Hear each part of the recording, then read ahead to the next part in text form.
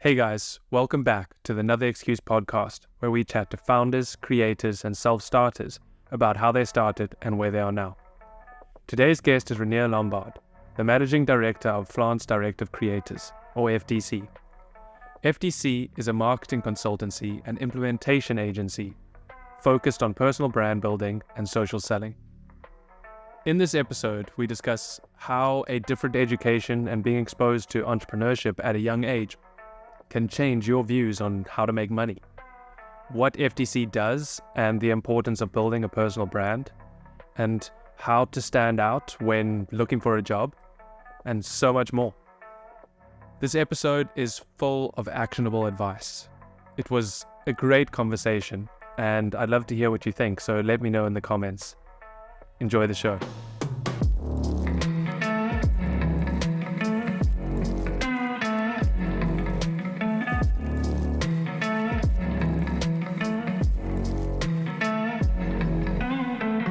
Hey Renier, thanks for joining me today. I'm excited to get into everything you're working on at the moment, but before we do, could you give us a bit of context on your journey as an entrepreneur and how you ended up here today? How's it, Brian? Really appreciate you having me on here. I love doing podcasts, and I think we'll go into the whole LinkedIn and personal brand, but this is really a byproduct of that, getting invited to these beautiful sessions with amazing people around the world. So really appreciate this and being here and sharing my journey. So entrepreneurship for me started at a very young age. I think I started my first business when I was 11 years old. It was something where I was out there trying to make as little or as much money as I could. So I started a chicken farm and had a few chickens, selling eggs to my mom. So it was very, very primary. It was the start of things. And the reason being, my dad started a business when I was very young. I was maybe 6 or 7 when he started his business, and I saw the freedom he had, the things that he could do, and that immediately sparked like this young interest into business owning or going to starting a business, and actually just having the ability to create, having the ability to be in charge of your own destiny and your time and how to do things. So I really enjoyed that. So I started young. I had a lot of small businesses when I was growing up. I had a phone that people would pay a pulo to, because I grew up in Botswana, to use the phone on the side of the road. Really bad. I used to have a bike that sold Coke out of a box, and a guy would drive around the suburbs selling Cokes out of the out of his box. And I that was a little business, nothing substantial, but always trying small little things, entrepreneurship for me is really it gives you the ability to do everything. It's very uncomfortable. Unfortunately, it's a very uncomfortable thing to do. And I think where it really solidified was when I was in high school. So I actually didn't go to a formalized high school. I wasn't in high school in class with people, and I had a very weird type of high school. I did my IG and HIG CSE, which is the Cambridge system, online, and it was, by all means, you would call it a homeschooling system. It was all on the internet, still had dial-up back then, so I had to get my books and CDs and print those.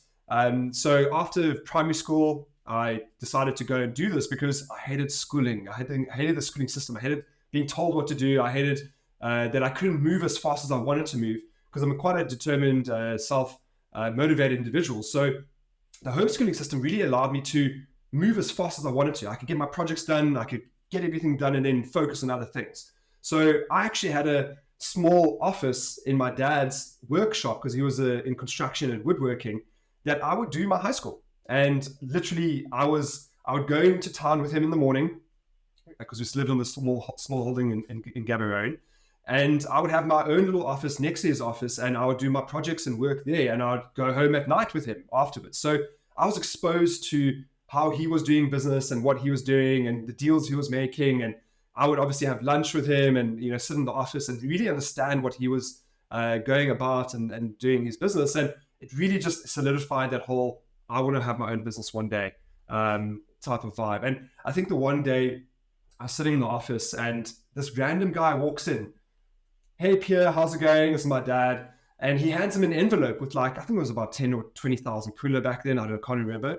And he's like, yeah, this is thanks for the referral that you sent. My dad's like, what are you talking about? He was actually playing solitaire, having lunch, playing solitaire on his computer. And he's like, oh, cheers, thanks very much. And he's like, yeah, this is the referral that you sent me for a roofing job that we did, and it's the commission. My dad's like, oh, I appreciate that. And he went about his day. I was like, that was amazing. Like, he just got free money for referring someone to another business owner. I was like, done. This is something I have to do. So I learned more in the workshop entrepreneur space than I did anywhere else. The schooling stuff that I did was, yes, you have to do high school, you have to go and do this, and I did my exams, and I finished actually a year and a half early because I was able to do so much more than you would normally do it in high school. Because high school, you're doing it with everyone, you stage by stage. I could just finish all my projects. I actually finished most of my schooling year by May, June every year. So I do all my projects, everything, and then I had like 6 months to do whatever I wanted to do and just do the exams when I needed to. So yeah, that was not everyone's like that, unfortunately. Being self-motivated like that is a challenge, but I wanted to do it. So that was my starting into entrepreneurship, and it was the start to really wanting to build something. Yeah. Wow, that's an amazing story, and there's so many things you mentioned there that I'd definitely like to unpack throughout our conversation. Yeah. But I'd like to, just to get a bit more context, speak about what you're working on at the moment. And so you're working on so many different projects, but I'd like to start with FLANCE Directive Creators, or FDC. What is FDC and how does it work? Sure, yeah. So FDC originally was a design agency. So Eugene Mayer actually founded it 13 years ago. And it was by all means a design and events agency, because Eugene is a designer by trade. He's a creative director. And he founded the company to do design for companies, branding, events. And he then was doing that for quite a few years. He had a small team that came and went, and he outsourced a lot.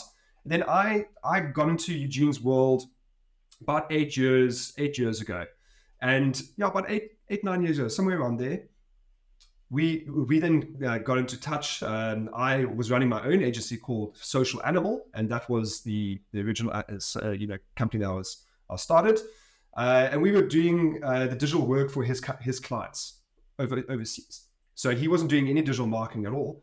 Then we merged, and that was then I became the MD of FDC. The FDC was then transferred into a digital agency. So it had design capability, it had digital capability with my digital marketing knowledge and experience. And when we merged, it was myself and him. That's it. There was no big team. We had freelancers that we were working with, but there was by no means any employees. So when we merged, we decided, let's join forces, let's join our income, let's actually build a team, let's get an office. And as soon as we joined forces, he then exited the business and he moved to Nigeria. So he went to Nigeria to work with some of our bigger clients in Nigeria. And he was the ambition was to send clients back to us from the work that he's doing there, which he did quite successfully. I started getting a team, and we were then a full digital agency. We were doing websites, we were doing design, branding, social media, digital marketing. So we had a digital agency, and we were growing that as we were going. Fast forward to maybe 2 years, we had to do a restructure because the team became toxic. There were a few toxic individuals in there. My hiring wasn't where it is at the moment, so I'd hired naively. And the client's work was affecting client work. So a lot of clients left. So we had to restructure. One of the hardest days of my life. A restructure in layman's terms means letting a lot of people go. And I had to let 8 people go within one day. So probably the hardest day of my business career, I'm not gonna lie. But from that, and sometimes you have to take a few steps back to go forward. So it was myself, Madeline, the creative director, and Rion. We were now 3 people within the company, only 3. And then we were outsourcing. So some of the individuals that we did, unfortunately, let go, we then brought on as freelancers, and we started working with them. And actually, they now own their own companies at the moment because we helped them build their own companies. And now they're running their own agencies, which is amazing. But yeah, the team dynamic was not great. clients were leaving, we had to restructure. And then it translated into a very lean, mean digital agency. Then I found LinkedIn social selling. Man, changed the fucking game. I don't know if I can say that. Maybe blurt that one out. You can, no problem. Changed the game. So learned about this new strategy, got to start getting it implemented in our own agency to get business. And man, I was able to pick up some beautiful business around the world, big business. And I was like, why didn't I offer this to people as a service? You know, and this was just maybe a year before COVID. So we started ramping up, getting a bit more clients and getting it going. And yeah, as soon as COVID hit, you know, we pivoted into a personal branding and social selling agency with a digital arm. So the digital arm executes the digital marketing on our websites, and now it's become a very small part of the company. So the big part of the company now is literally our LinkedIn offering, our social selling, our personal branding. And it's something that we've niched in. It's something that we've pivoted into. And when COVID hit, we were 5 people in the agency. And now we're 70 within 3.5 years. So unreal growth. The scale has been eye-watering. A lot of blood, sweat, and tears have got into it. It's all bootstrapped. So at the moment, it's personal branding, social selling, clients worldwide. We've started new projects. We have a community that we're running at the moment, also helping people do this for themselves. We've started a few other business units. We have a SaaS product that we developing internally for our own company because we do have a dev arm. And we have a few other small projects that we're running. But, you know, in hindsight, probably should focus on one thing and get that done. But we, as entrepreneurs, and entrepreneurs listening to this, we fall subject to shiny object syndrome on a daily basis. So we have all these beautiful opportunities, and you just decide which ones you activate. And yeah, unfortunately, we do that. And this is why we have all these units and extra projects that we're running. But yeah, so that's where we are at the moment. We an agency that's 70 people strong, plus another 15 freelancers and contractors, clients worldwide. 80% of our clients are international. And yeah, just trying to do our best to make sure that we grow, sustainably, doesn't topple over, and everyone's enjoying the journey, and a happy environment. So that's what we're focusing on. Yeah. Great. And so you saw the potential in personal branding and then decided to offer it as a service to others. But what motivated you to start your own personal brand and the social selling aspect, and how did you learn how to do it? How did you start that? Fantastic. So I actually got a message on LinkedIn. I got a message on LinkedIn from this this individual that, and his name's Matt Clark. Shout out to Matt. You know, he's changed the game for us. He's like, hey guys, I'm having this free masterclass in Newlands. Come and check it out. You know, we're going to talk about LinkedIn. I'm like, LinkedIn, because we never focused on LinkedIn. LinkedIn was, I thought, a place to put up a CV and like have your job, you know, get jobs. So he's like, come to the master event. So I was like, might as well go and check it out. Okay, so I went with Tanya, my fiance. We went to the Newlands Radisson, sat there, and he showed us what he does on LinkedIn. I was like, man, because I was following him on Instagram, on Facebook, and on YouTube because he was an Infusionsoft expert. So we were doing a lot of Infusionsoft stuff. I think it's called Keep at the moment. It's a CRM. And he was doing that on LinkedIn. I was like, wow, okay, let me go check out this guy. Like, I'm interested, right? In the day, he pitched to us, right, guys, now I am having this actual one-day workshop for $5,000. Okay, for a one-day workshop. I was like, damn, that's expensive. And I didn't have a lot of money back then. Like, we weren't making a lot of money. So I was like, you know what, maybe I should do this. Like, let me just, I have to invest in my own education. I have to invest in myself all the time. So I was like, let's do it. Let's go and check out this day. So I spent the 5,000 Rand. Can I just say that 5,000 Rand that I've spent has probably equated, sure, I would say to date, from a revenue perspective, over 60 million Rand. That's 5,000 Rand day. Unbelievable. So when people are on the fence, when they need to go and spend a day at a workshop or educate themselves with a coach or something, it could cost you 60 million rand if you don't do it. So yeah, spent the 5,000 rand, went to the day, went with my laptop. We sat there with this team of people, and we started connecting and engaging with people on LinkedIn. And I was able to book 4 meetings in one day with marketing directors that were overseas. I was just like, this is unreal. Like the penny dropped. I was like, this is amazing. I didn't have to put a campaign together. Now remember, I was doing Facebook and Google ads, and Facebook's become so intense with their targeting and disabling accounts, and I was getting very fed up with Facebook a lot. And also Google, it's just, it's very expensive and it's just challenging. And also like B2B is very different. You can't just put stuff out there and have someone click it and expect people to come and be a lead. So LinkedIn, started using that in our own business, building my own profile, connecting, engaging, started posting content. And then I was able to pick up some good work. And then we actually stopped. We paused it because we were too busy to now scale staff and certain things. Then we decided, should we not just start offering this to our clients? And at that time, my brother Jacques, he was working in the hospitality industry in Saldanha. And he said, Renier, I'm looking for something different. I want to come and work with you guys. So I said, well, I want to start this LinkedIn unit, this B2B unit. Why don't you come and be the first social seller and help me build this, And he was like, cool, yeah, let me do that. I was like, I'll pay you what you're getting paid at the hospitality place and pull in, just do it. And that's how it started. Really to actually try and get him a job as well. Make sure that he has work. That's unbelievable. And you mentioned like the importance of investing yourself and how 5K ended up being 60 million. But I feel like these days there's a bit more noise in the education space.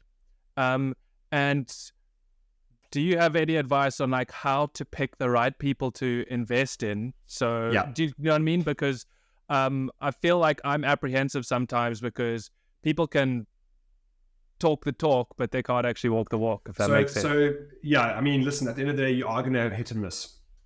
It is going to happen. You can't have a hit all the time with good quality information. So as much as we're trying to make sure that we only get the hits, we have to have some misses. I mean, I've spent 30,000 Rand now sometimes on courses online, and I look at it, I'm like, well, great. Like I didn't even finish the course. So you have hit and misses all the time.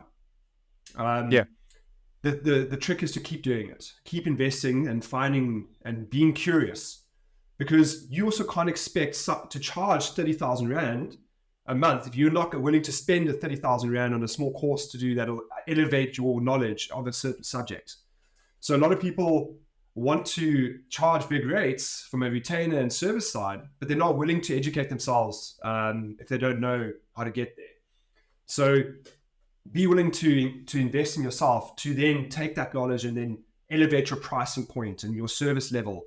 There should be a reason behind you actually investing these amounts. Yeah, definitely. And you've touched a little bit there from your story of discovering personal branding and social selling, but how important is personal branding today? Like, why should someone consider it? Yeah, man, I love this question.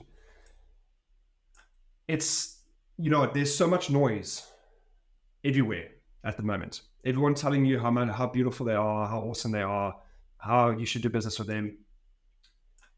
It's our jobs as entrepreneurs, as business owners, to stand out from the noise.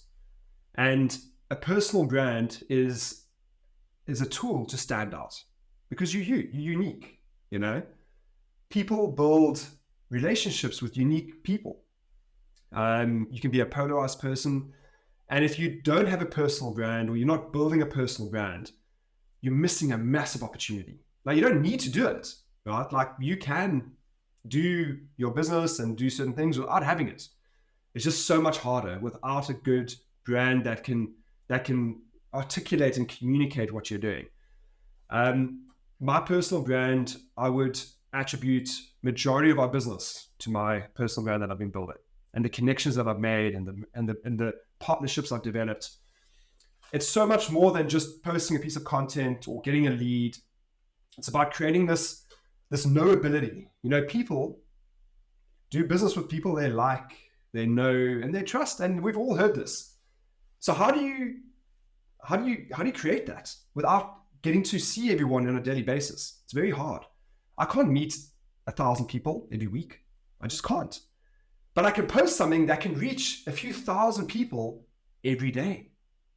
And over time, I can build an essence, an energy about who I am, what I do, the values I have, the way I do business, my successes, my failures. So at the end of the day, you kind of feel like you know me because I've shared all this beautiful stuff. And when you do business with us, the question of, are these guys real? Are they legit? Are they credible? Do I know who I'm dealing with? That question's been answered. And our goal as a business owner is to make sure we meet objections before they even become objections. So this build that you have, this personal brand build, is to really make sure that people kind of know you before you even do business together. Because there's a lot of people that talk lies online, and if you're saying something and people are also saying the same thing about you, that's social proof, that's social credibility. It's gorgeous. It's gorgeous. But it's not overnight. People, a lot of people, they think they can come and test this out for a few months and then they'll shoot the lights out. It doesn't work. I've been doing this now, 5 years?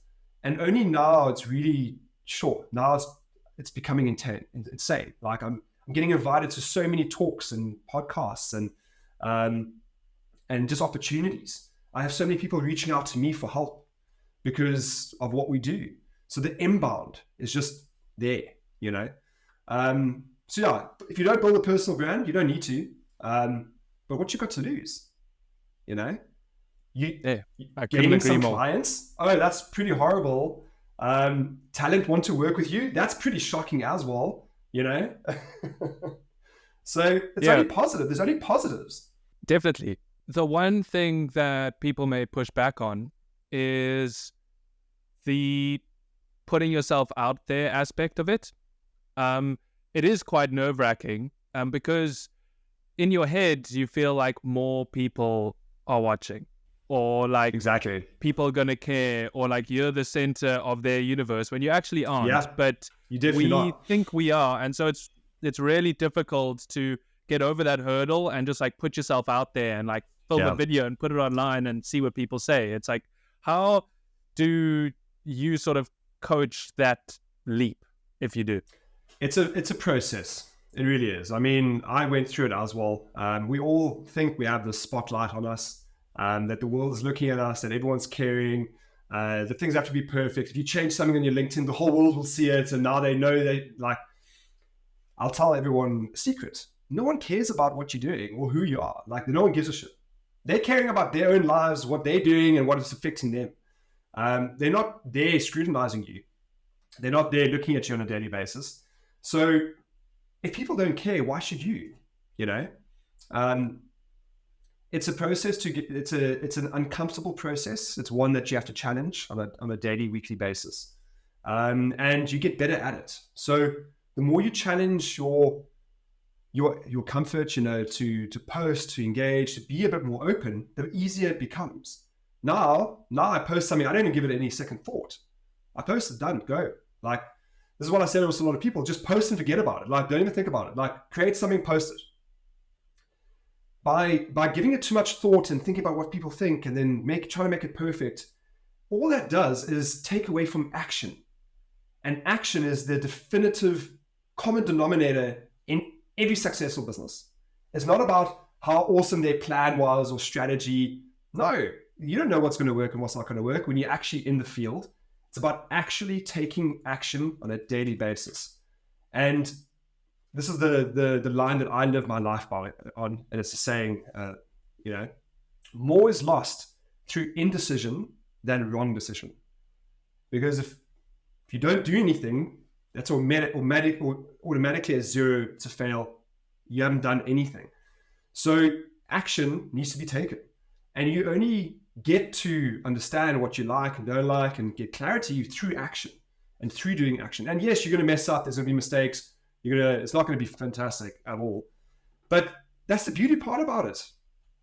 not being perfect, Yeah. putting stuff out there that looks lame. So what?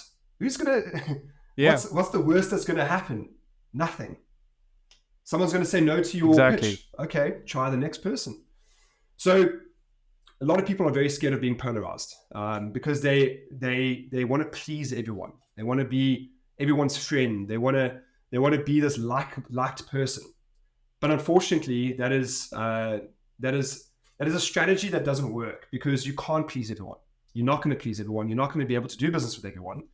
And the more polarized you are, the more eccentric you are, the more out there you are, the better actually. Because you get super fans that follow you. You get super haters, but you get super fans as well. And those super fans will champion you. They'll support you. They'll help you. But you don't get super fans by not appealing to a niche market within the population. So you'll find the most polarized people are sometimes the most famous people because you either hate them or you love them. And if you love them, you love them. You're like, wow, these people are flipping amazing. I mean, look at the Kardashians, super polarized. You either love them or hate them. There's no in between, middle ground, So more polarized you are, yes, we have to go out there and be intense like that. But champion your quirkiness, your little things that make you different, the things that not everyone has, because that is your essence. If we build that essence, things come to you. It's an energy you share. It's in business also and in life. The energy you put out there is the energy you attract. So you want to become this attractive person, and you're attracting energy towards you. And if you're positive energy, you're going to get positive things happening. Yeah. Yeah, I agree. And that's something I've learned over time. When I first started, I was extremely nervous about posting stuff. And so I created little goals and little steps to slowly get there. And I started writing a blog on my personal website that no one would really see. And then I'd share the blog on Facebook and notice that no one really cared. And then the one or two blog posts that resonated with people, I just got a whole lot of positive feedback. Amazing. And then that loop slowly grew and grew. And then when I was job searching 3 years ago, I realized that I needed more social proof. And so I started posting on LinkedIn, and it just sort of went from there. But it was just that realization that no one really cares was just so important for me. And it's just helped me, like you said, just take action, put stuff out, not really care about it. And it's more the consistency of doing than the quality, because the quality will come over time, and you'll learn from how people react to it and look at those metrics, and then you can reiterate. But if there's nothing out there, you can't even look at those metrics to improve your content because there's nothing to improve on. So I mean, look at Mr. Beast. He has now 100 plus million followers. Look at his first videos. Horrific. They're so bad. They're so bad. But he's been doing it for 10, 12 years now.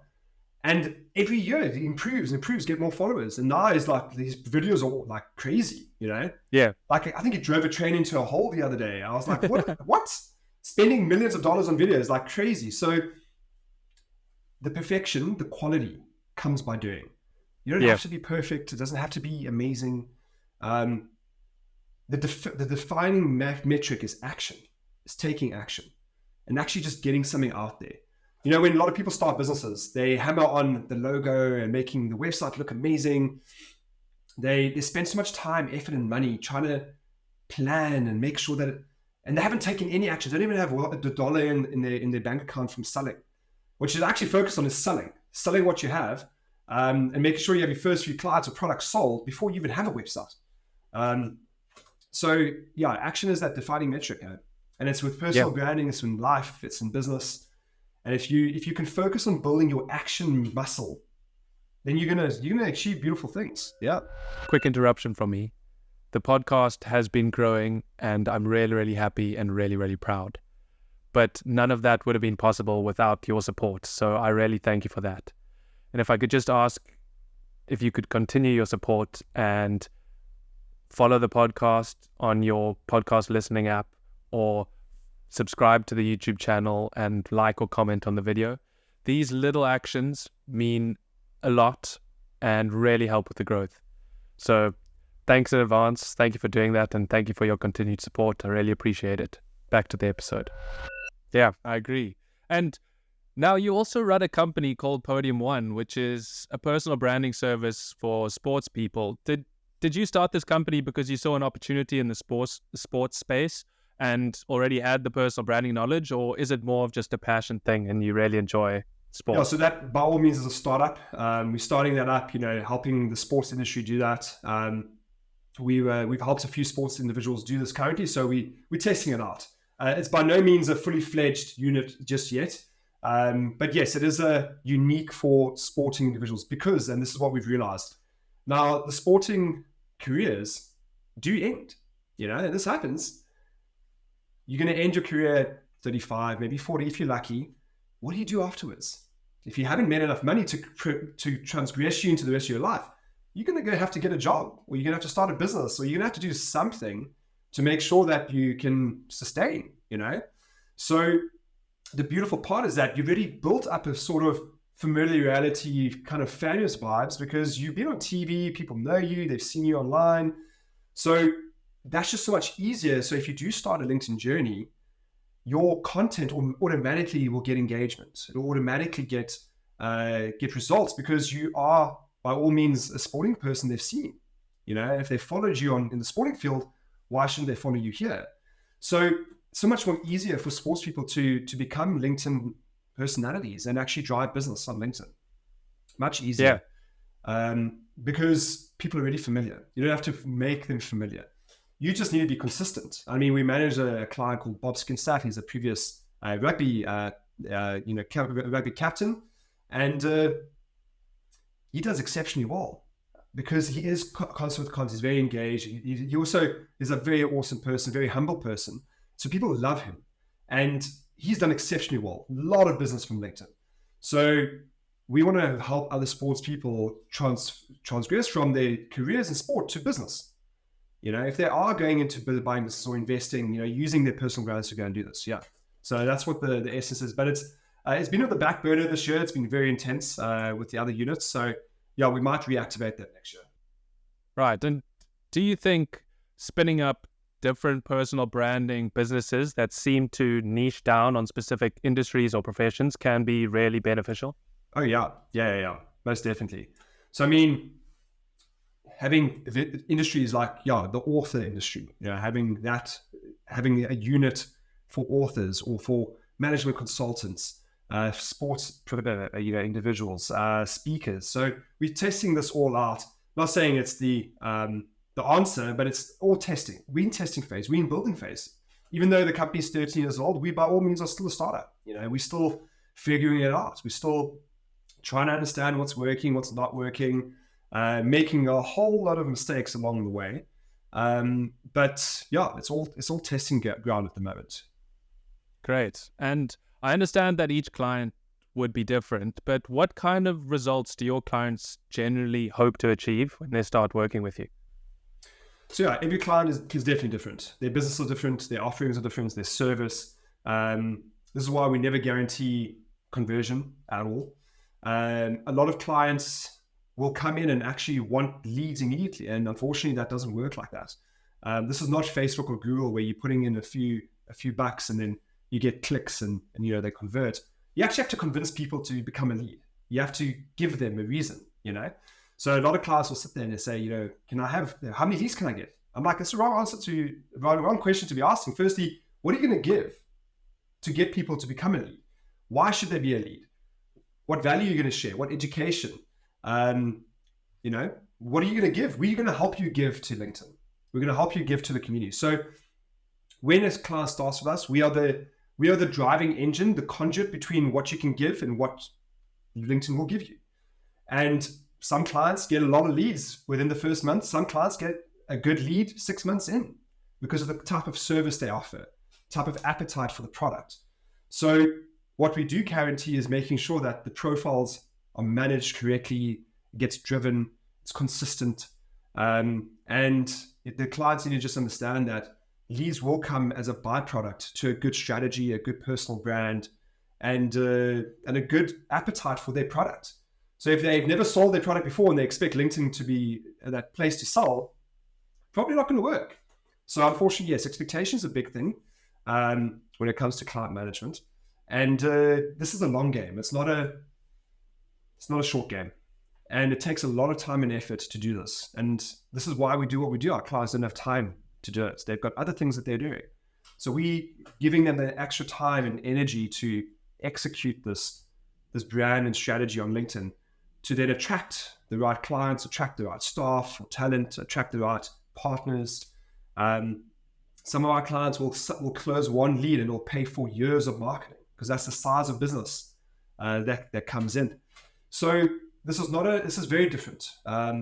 It's not your traditional digital marketing, but it's exceptionally powerful.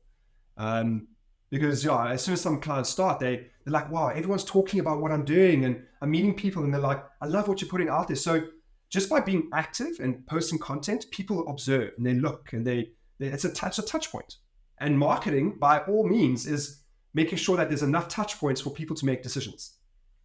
And LinkedIn is really that, is creating touch points so that people can make decisions later on. And so FDC has a community element to it. How important has this community proven to be for people building their personal brands? Yeah, so the community really was born from speaking to a lot of people that wanted to potentially do this for themselves. Now, I speak to a lot of people, a lot of leads, a lot of individuals that are on this journey. And rightfully so, it's a big journey to take. It's a very powerful journey. And we started this community so that we could educate individuals that want to do it themselves. Maybe they don't want someone to manage their profile, or they don't have the budget, because what we charge it's not cheap. It is an expensive service because it's very human resource heavy. There's a lot of things that have to be at the back end. So some people wanted to try this out and get it to a point that their business are at size. Then they don't have time. Then they can use us. So the community is all about educating anyone that wants to join it how to do this for themselves. We have courses in there. We've got strategists. There's a whole engagement hub. There's all this beautiful stuff that people can learn and adjust and really go on the journey. So it becomes this coach. So it's like going to the gym and paying a personal coach to help you transform your body. That's what the community is. It's a coach to help you and keep you accountable, to help you really build yourself.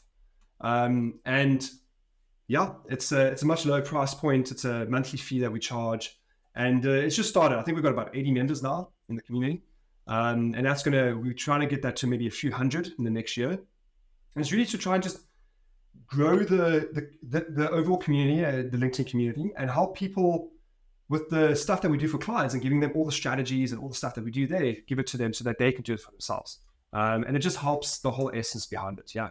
And what have you learned from setting up this community, as it's still quite new? Sure. What I've learned is that it takes a lot of time and effort to create communities, a lot.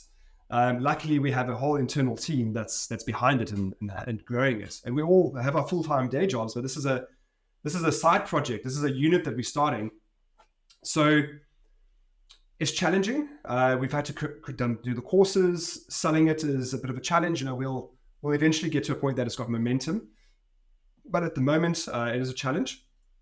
But it's just starting out. It's a small startup unit within the company.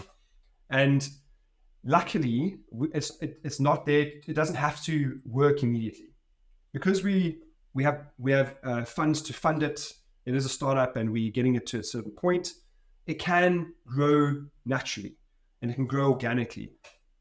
So yeah, it costs quite a bit of money to set up a community in terms of effort and time and resources. The actual software is not expensive, and a lot of time, but it will produce results in the end, because I think it's one of the future ways of marketing as well. If you think about it, communities are a close-knit group of people that you can continuously market to. If you're providing ultimate value in education, they become exceptionally brand loyal to the community or what you're doing. So corporates, companies, individuals that have a service offering or company should really be looking at creating unique communities for their top people that support them and follow them. Facebook, Google is becoming so much more difficult to advertise on. X, Twitter, I don't know what's happening there. I don't advertise on that. Targeting, Poppy Act, it's all becoming so much more difficult to advertise online. So by creating these communities, you're offering so much value that these clients will be clients for a long time, and you can test things in there. You can get feedback from the broader population. There's so much more that happens in communities than anything. And I mean, you own that data. You own the data. You get to use it to test a few things, to ask questions, to litmus test where you're going and how you're doing things. So if companies at certain sizes aren't creating their own communities, I think they're missing out on a big opportunity into the future. I think it's a massive opportunity for companies to start doing, because a lot of value can come out of it. I agree. I'm at the stage now where I'm actually building a community for one of my clients. Awesome. I'm at the very early stages. Awesome. And we're exploring those type of ideas. Yeah. So, like incentivizing users to contribute to the community so they can unlock a course, for example, and gamifying things in that way too. So you're incentivizing engagement and at the same time rewarding them for that engagement and providing value. Exactly. All those dynamics I find so fascinating. Yeah. And yes, you get super users in the community and you get people that just observe. The super users are the ones that do exceptionally well. They're engaging, they're there. I belong to a lot of online communities, CEO communities, affiliate communities. I belong to a lot of communities. I can see it, and this is why I've started this, because I belong to it. I can see the value that comes from it. It's exceptional. Definitely. And now I'd like to shift to a few general entrepreneurship questions. And you gave us a bit of a rundown of your background and how you didn't have a normal education, if you will. But how do you think this impacted you becoming an entrepreneur? Yeah, I mean, it showed me that entrepreneurship is not pretty at all. I think a lot of people, when they start becoming an entrepreneur, or they want to start a business, they're thinking about all the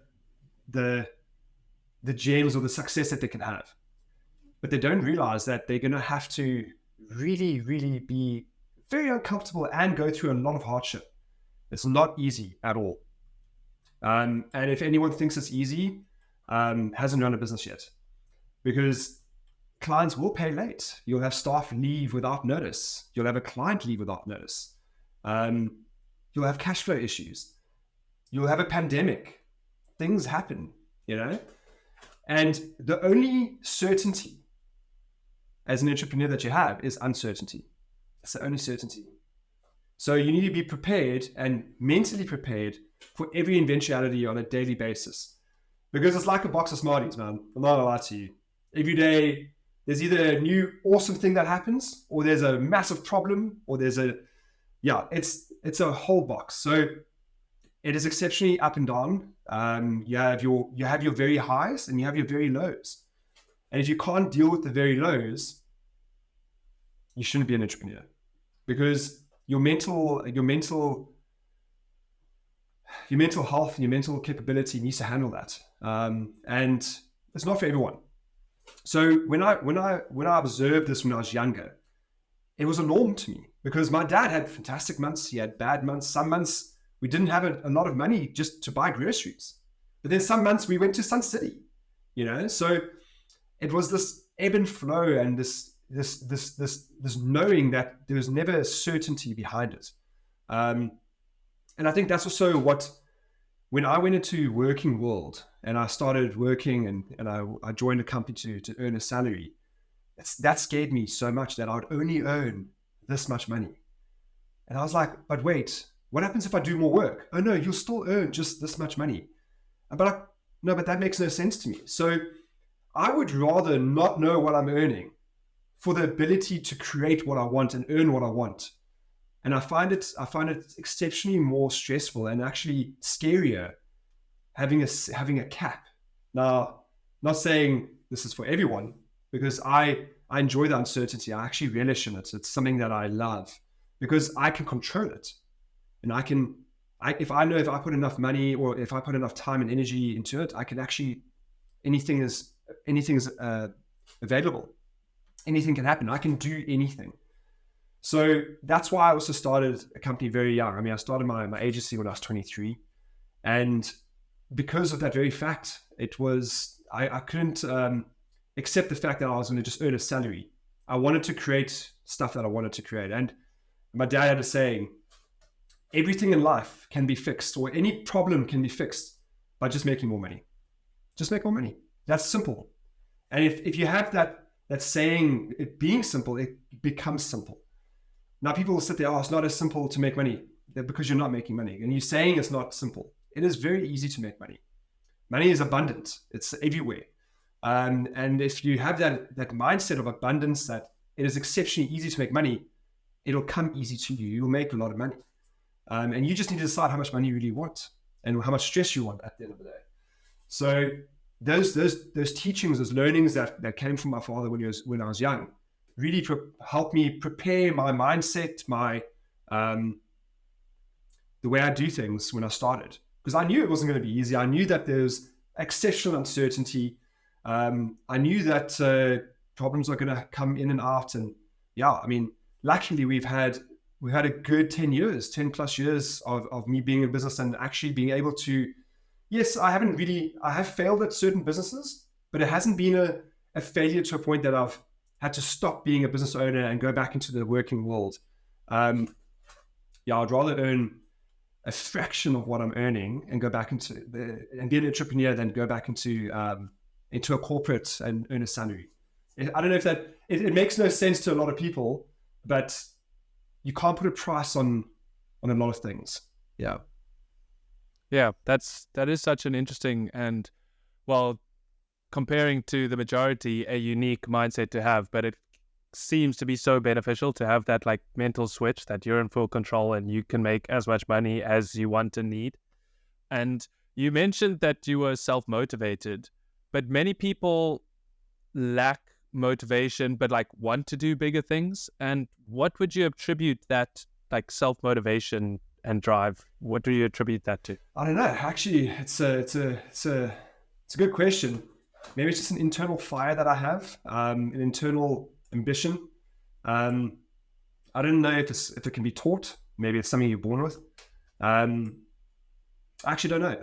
It's just naturally who I am, and it comes naturally to me. A lot of people, it doesn't come naturally, being self-motivated. And unfortunately, our schooling system does this to us. Our traditional schooling system actually spoon feeds us and helps us and doesn't actually challenge us to be self-motivated. It literally holds our hand all the way till college, and then now we're out in the world experiencing craziness. And unfortunately, it is the schooling system, and our parents went through the schooling system as well, so they teach us this as well, that no, do this. And self-motivation, really, you have to really decide what you want, and if you don't want to do certain things, you don't have to. Like, successful people is different things, owning a business and having freedom of time and money, for me, is success. Doing things that I want when I want, for me, that is success. I don't need to be a billionaire, but someone that runs a farm and a small holding is also success. So I guess you just have to understand what success means to you, and there's no right or wrong answer. And you need to work on what makes you happy, and don't let anyone else tell you otherwise. I think that's and being people in positions shouldn't take away from other people's journey and success either, because someone that loves their job and earns a salary and gets to spend time with their family is success for them. Fantastic, amazing. If you're happy, then by all means, that's amazing. I wouldn't wish entrepreneurship on a lot of people, because it is exceptionally challenging. It's hard. You have probably less sleep than ever. But I don't know why I did it. I just did it. Yeah. And the reason why I started this podcast was because of that social conditioning. And I was like aware of it through the education system. Yeah. And it's kind of been a process of unlearning, really. Learning from people who have, I don't know, there's so many sort of terms for it, but like escaping the matrix, or those type of things, where it's like, you've got to unlearn that you're in full control and like money's 100%. Abundant and those type of things. But it's that those are very foreign concepts to us going through the schooling system. And so it's just been a process for me to unlearn a whole lot of things. Exactly. And you worked for you worked a few jobs before you started your own company. Would you say you were a good employee with this mindset? No, I was a horrible employee. I would never hire me. A very bad employee. Um, as I said, when I was in primary school, I hated the schooling system because I was told what to do every day, and I couldn't do what I wanted to do. And a lot of entrepreneurs are like this. They want to do what they want to do. Telling them what to do, probably not going to work. So when I went into the working world and I was told what to do, it just didn't rub me in the right way. I was just like, but you're telling me what to do and it's stupid. Like what you're doing is outdated. It's horrible. Why must I do this random stupid stuff? So no, I jumped from company to company every few months.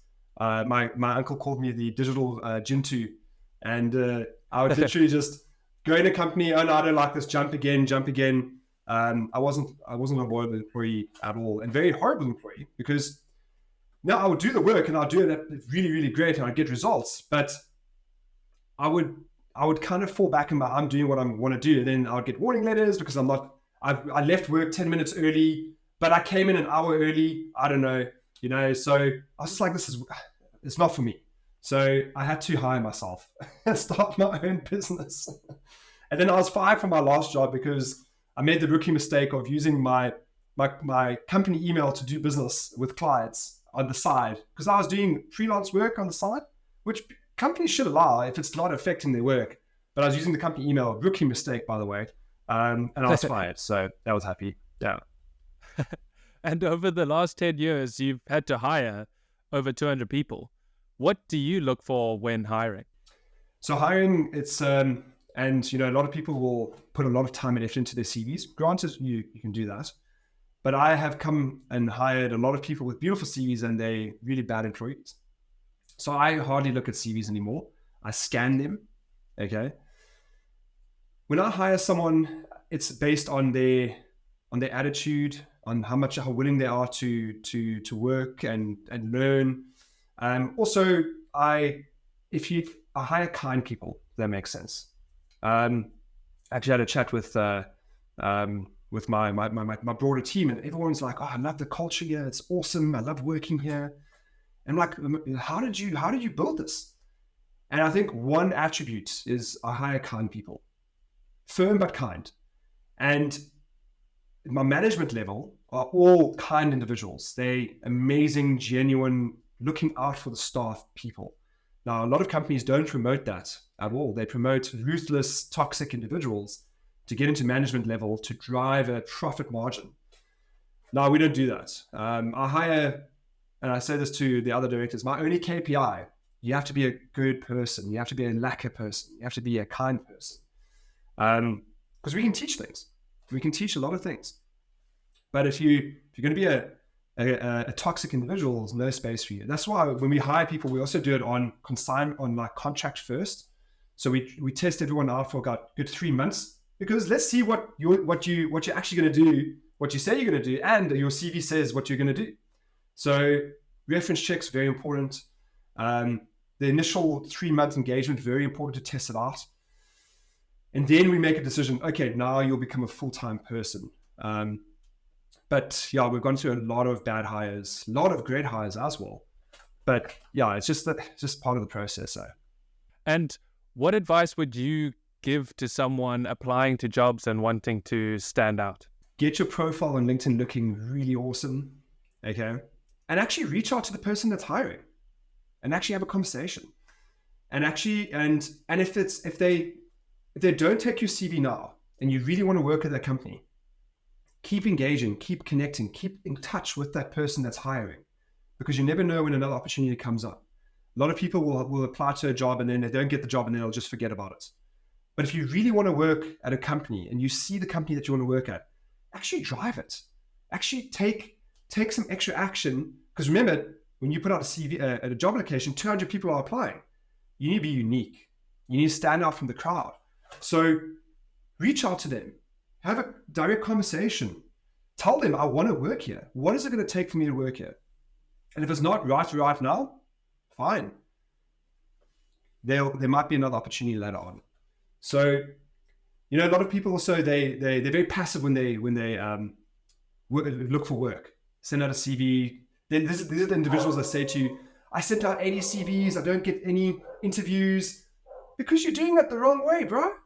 You got to be active about it, but they're too scared to speak to the MD or the CEO or the hiring manager, and your fear is what drives you not getting the business. You might be amazing at the job, but you're taking it very passively, and you're not an action taker. And businesses hire action takers. So that's what I can actually advise: is be an action taker, because they'll hire you very quickly. That's great advice. And before we end, I usually end all my episodes asking my guests if they have a question for me. Oh, for you? Oh, fantastic. Yeah. So I want to ask you, right? What is the ambition with the podcast? Where do you want to take this in the next few years? I mean, what number episode is this? So this will be around episode number 30. Awesome. And I had the initial goal of 21 episodes because I'm not sure if you heard the stat, but 90% of episodes a podcast don't make it past 3 episodes. Okay. And then of those episodes that make it past, 90% don't make it past 20. Okay. So I had the initial goal to be in the top 1% of podcasts by getting to episode Amazing. 21. And that was the easy, achievable goal. But when I was on episode like 5 or 6, I was like, okay, I'm doing this for at least a year.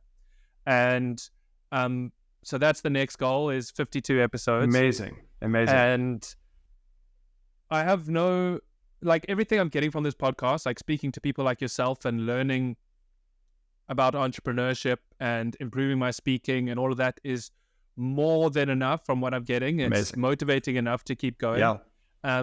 And I feel like, similar to building a personal brand on LinkedIn and things like that, it's building that social proof that if I have 52 good quality episodes in the bag, advertisers and things like that may actually consider advertising this podcast. Love it. But I don't want to jump the gun. And so I'd rather put all that social proof in the effort of making the best episodes I can, speaking to the best guests possible, and go from there when I get to episode 52 and see what happens. But Dude, very, very cool. Just a process for now. Very cool.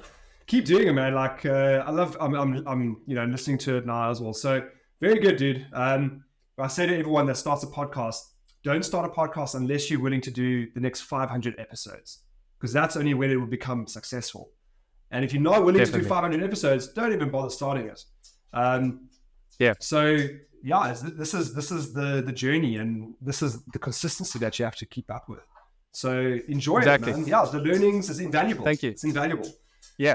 You'll probably learn more through the podcast than any college would have taught you. Exactly. And also the connections I'm making, getting put in touch with people, meeting people like yourself, that's also extremely valuable. And I think people overlook that. Yeah. So I'm getting so much from this podcast. Love it. Yeah.